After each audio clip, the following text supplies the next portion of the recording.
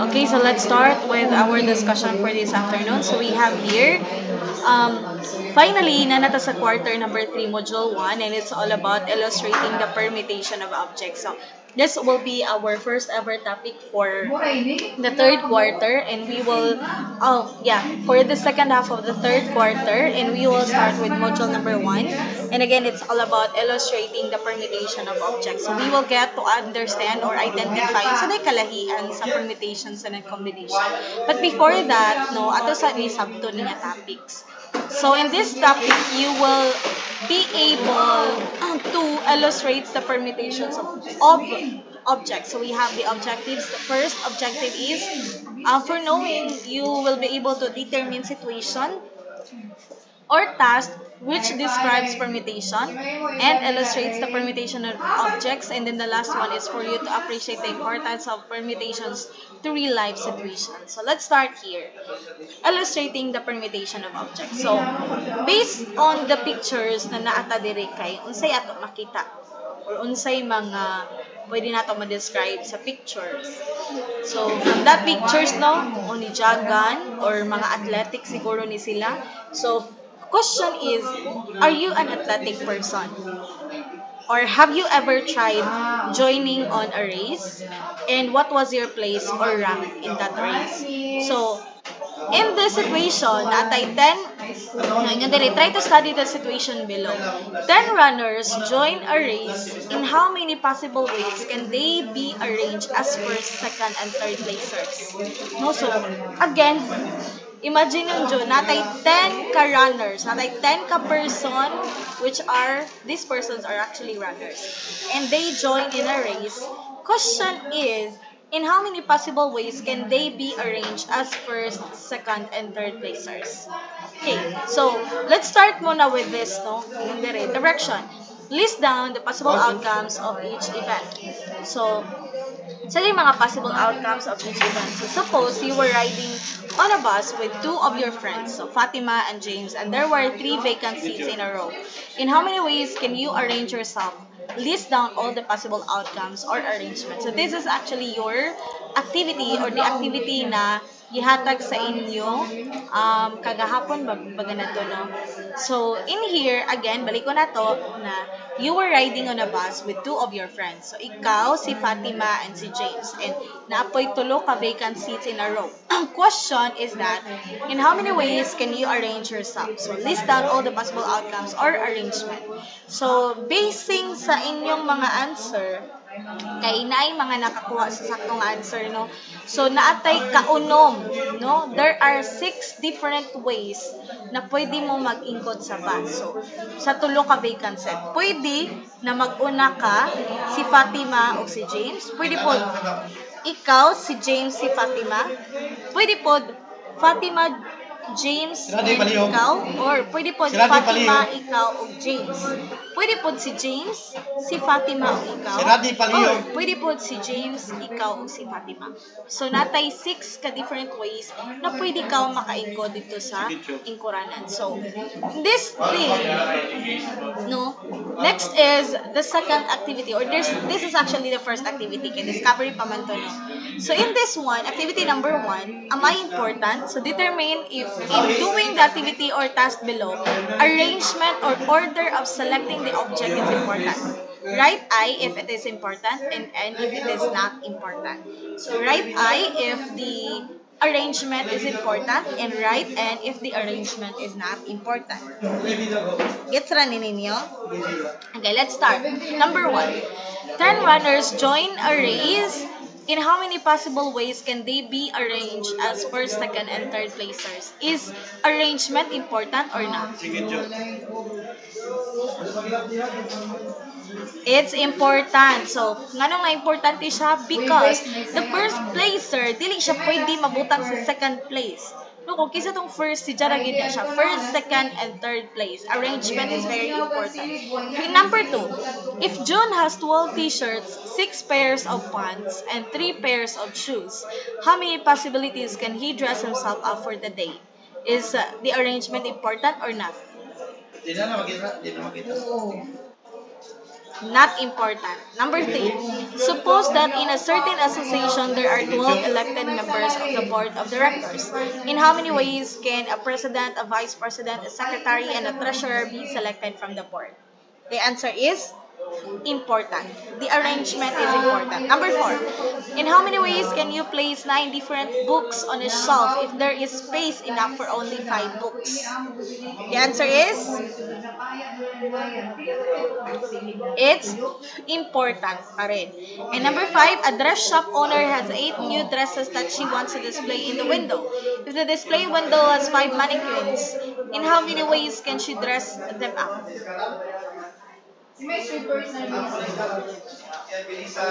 Not important. So, pag i-dress na gani ka, kay dili siya, the arrangement is not important. So, in this session, in performing a certain task where order or arrangement is important, each possible arrangement is called permutation. Again, if we can say, or if we can distinguish that the arrangement is important, or that if the task or the order or arrangement is important, then this arrangement is called permutation. So when we talk about permutation, this is an arrangement of things in definite order or the ordered arrangement of distinguishable objects without allowing repetitions among the objects. Dili pwede magbalik-balik. So say for example, naay kuan for example naay tulo sa inyo section for example ang kuan kinahanglan sa una di ba? Sa ranking system karon kay pwede naman kuan kanang daghan ang with high honors, with highest honor o with honor. Pero sa una natay first, second, third. No, nga na sa una, kung ikaw ang valedictorian, salutatorian, first honorable mention. Pero kung ikaw ang valedictorian, dili na ka pwede mahimo pang salutatorian. So, that's one of the example of permutation. Nga naman, dili man ka pwede balik-balikon. No, there is no repetition in permutation. So, if you are, for example, if si Tirol ang mahimong valedictorian, then dili na pwede balikon si Tirol as the salutatorian. So, there should be no repetition. So, it should be Tirol, and then the salutatorian, for example, is si Payusin.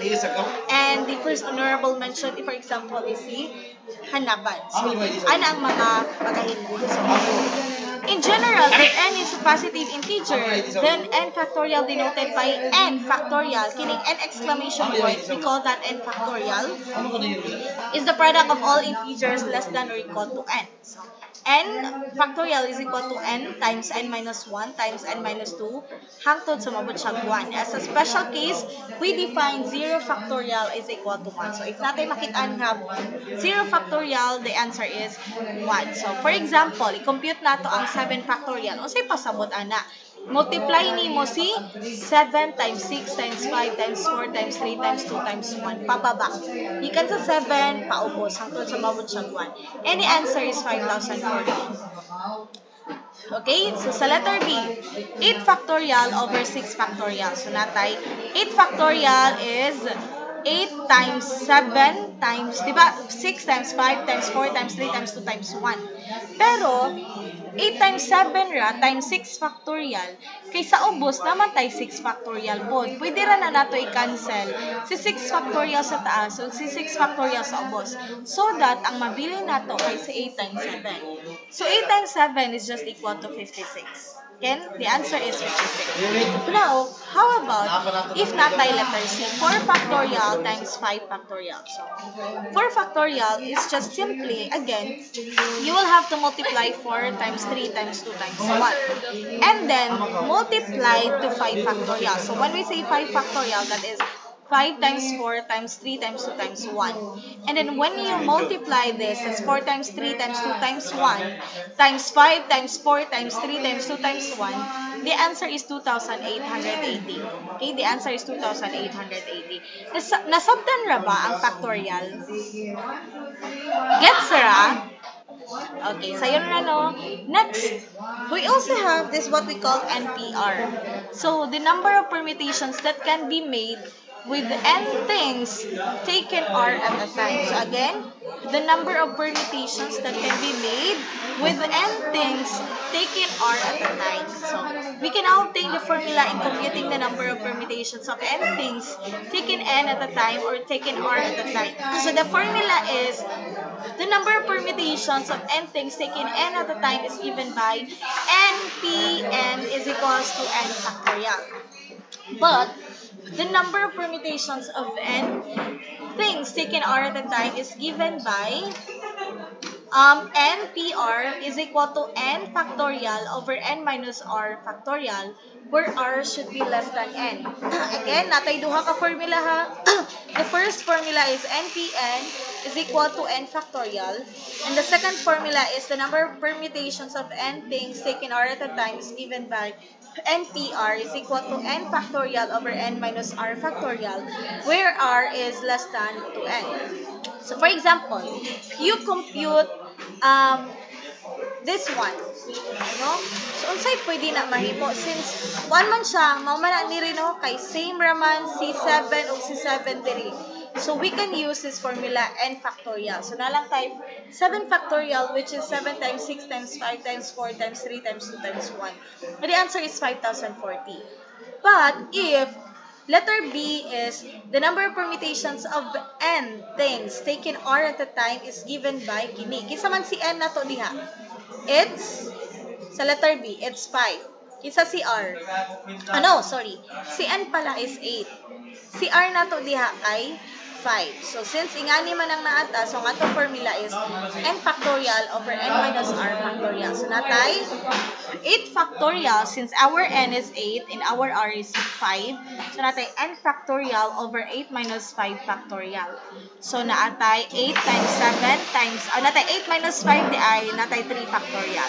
Natay 8 times 7 times 6 times 5 times 4 times 3 factorial, so that we can just cancel the 3 factorial in the numerator and the 3 factorial in the denominator. So ang nabili na lang kay 8 times 7 times 6 times 5 times 4. So when we multiply them, the answer is 6,720. So sometimes the element with which we want to form permutations are not all different, as in the case of the word POP. These are called distinguishable permutations. So, kung may nga po distinguishable permutations, this refers to the permutation of a set of objects where some of them are alike. The number of distinguishable permutations of n objects when P are alike Q are alike and so on is given by the formula P is equal to n factorial over P factorial, Q factorial, and R factorial. So for example, para mas masabtan, these are one of the example of distinguishable permutations. So, okay, for example, natay basketball na word. So, sa basketball na word, find the number of distinguishable permutations of the letter in each word. So, natay basketball. So, there is a total of 10 letters in the word basketball. Sakto? 1, 2, 3, 4, 5, 6, 7, 8, 9, 10. So, natay 10 ka number of letters in the word basketball. But there are duha ka B, duha ka A, and duha ka L. So si 2B, 2A, and 2L can be permuted as 2 factorial, 2 factorial, and 2 factorial ways respectively. In each permutation without altering the result, hence the number of distinguishable permutation is given by, so natay 10 factorial since there are 10 letters sa kini na word, over 2 factorial times 2 factorial times 2 factorial. Ngano gani? Tungod kay natay duha ka B, natay duha ka A, ug natay duha ka L. So after that, natay 10 times 9 times 8 times 7 times 4 times 3 times 2 factorial. Kay naman tay isa ka 2 factorial para i-cancel lang nato sa ubos. Over 2 times 1 times 2 times 1 ug 2 factorial. So i-cancel nato ang isa ka 2 factorial sa numerator ug isa ka 2 factorial sa denominator. After that, i-multiply nato ning sa ibabaw, the answer is 1,814,400 over 2 times 2 is 4. So, kini siya divided by 4, the answer is 453,600. So, there are, sa letter B na ni siya. So, money ang answer na to for letter A, 453,600. But how about for letter B? So, sa letter B, we have the word heterogeneous. So, natay heterogeneous. So, naatay pila ka letters? 1, 2, 3, 4, 5, 6, 7, 8, 9, 10, 11, 12, 13. So, there are 13 letters in the word heterogeneous. But there are, pila man, kanang mga nagbalik-balik na letters. For E, no, natay upat ka E, 1, 2, 3, 4. Natay duha ka O. Hence, the number permutation is given by natay n factorial or p is equal to n factorial over p factorial q factorial r factorial, which is equal to 13 factorial over 4 factorial since there are 4 e's and 2 factorial since there are 2 o. So, natay 13 factorial. So, 13 times 12 times 11 times 10 times 9 times 8 times 7 times 6 times 5 times 4 factorial. So that we can just cancel the 4 factorial. Kaya namatay 4 factorial sa ubos. So, si 2 ra nga to gi-expand 2 times 1 times 4 factorial. So, cancel na to si 4 factorial.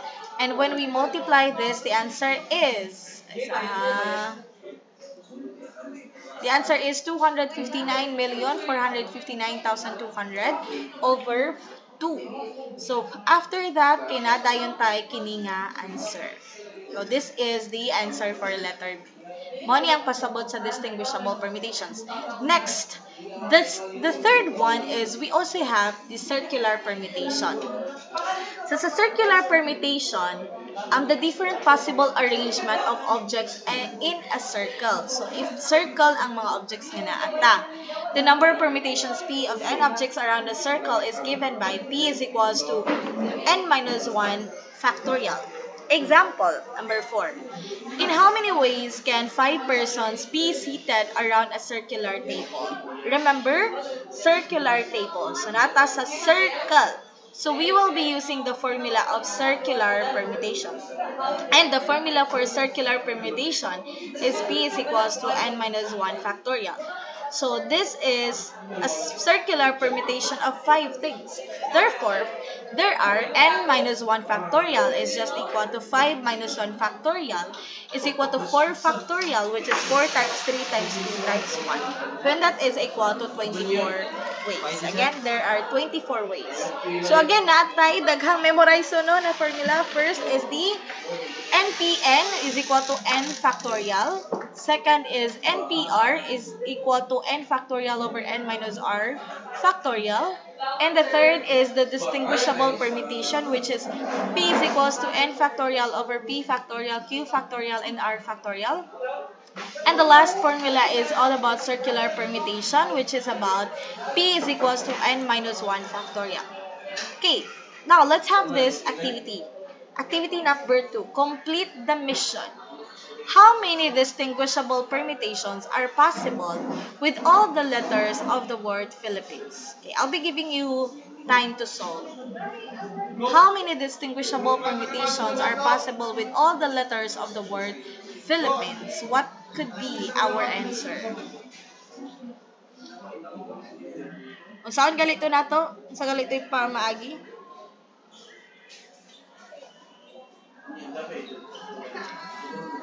Pila man ka letters. Sa ganito yung formula, diri na formula sa distinguishable permutation. So, the formula that we will be using is P is equals to n factorial over P factorial, Q factorial, R factorial. So, the first one is to identify how many letters do we have in the word Philippines. So, pila man ka letters ang naa?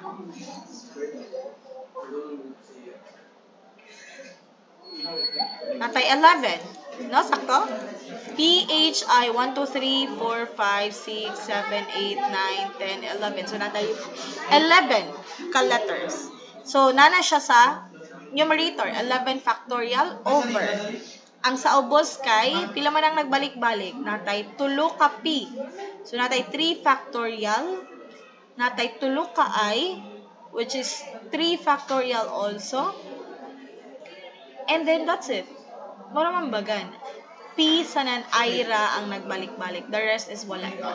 So, ang ato formula is 11 factorial over 3 factorial times 3 factorial. And the answer to this activity is sa number 1 kay tuan, 1,108,800. Take note of that. 1,108,800. Number 2. Find the number of different ways that a family of 6 can be seated around a circular table with 6 chairs. Ooh. Again, around a circular table with 6 chairs. Unsaon man na nato siya. Tapos ingon pa diri. Find a number of different ways that the family can be seated around a circular table with 6 chairs. So kung circular, unsa gani ito? Sa ito'y formula sa circular, that's this one. P is equals to n minus 1 factorial. So natay 6 minus 1 factorial, the answer is 5 factorial. And then 5 times 4 times 3 times 2 times 1, the answer is 120. So the answer for number 2 is 120. Ano ako na ba nag-answer ani tanan? My goodness. Okay, how about number 3? Number 3, find the number of distinguishable permutations of the digits of the number 348. 838. 348, 838. Find the distinguishable permutations. Ha? 60? Nganong 60 man?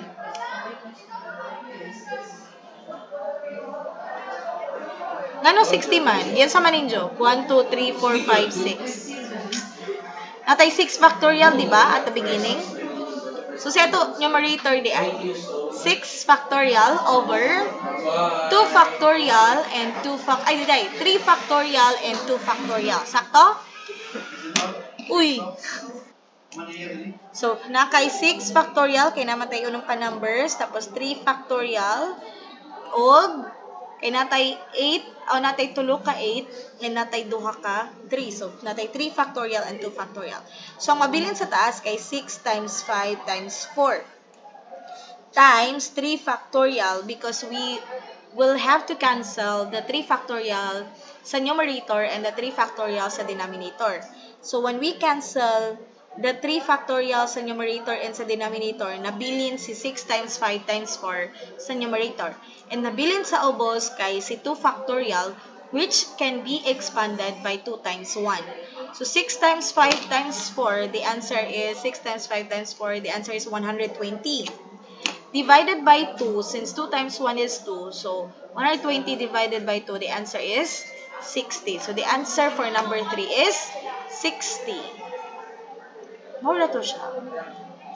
And that's the end of our discussion for this afternoon. Anyways, I'll be giving you an activity for this session. So you will also need to pass this tomorrow before mag-start na sada nga to klase. So, ang sa inyo himoon is that you will list down the possible outcomes of the given event. So, a school canteen offers 2 types of sandwiches. Egg sandwich and tuna sandwich. Okay, 3 types of beverages, coffee, juice, and tea, and 2 types of fruits, apple and banana. If a snack consists of a sandwich, a beverage, and a fruit, how many different snacks can be chosen? So, okay, ang sa inyong ibutang, list down the possible outcomes of the given event. Kindly take a picture of this one so that mauni ang inyong ma-submit by tomorrow.